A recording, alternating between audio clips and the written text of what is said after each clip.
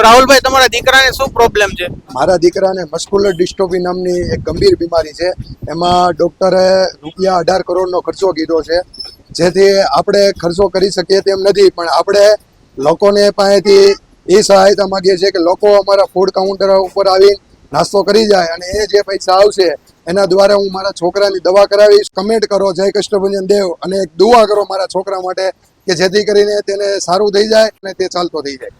રાહુલભાઈ ઘનશ્યામભાઈ શિરોયા સુરતના અબ્રામા સર્કલ પાસે છોટા હાથી લઈને ઊભા રહે છે અને રાહુલભાઈ અત્યાર સુધી કોઈ પણ પ્રકારનું દાન સ્વીકારવા માટે તૈયાર ન હતા, પરંતુ અમે લોકોએ સમજાવ્યા કે વડાપાઉં ને મસાલા પાઉં વેચીને 18 કરોડ રૂપિયા નહીં ભેગા થઈ શકે અને ગળગળા થઈને રાહુલભાઈએ ગૂગલ પે નંબર આપેલો છે ડિસ્પ્લે ઉપર અને ડિસ્ક્રિપ્શનમાં તેની બેંક ડિટેલ આપેલી છે. તો તમારાથી શક્ય હોય તો તમે ₹1, ₹5, ₹50 દાન કરજો. અને સુરતના મારા તમામ નાના મોટા ઇન્ફ્લુએન્સર અને મીડિયાવાળાને મારી એક જ વિનંતી છે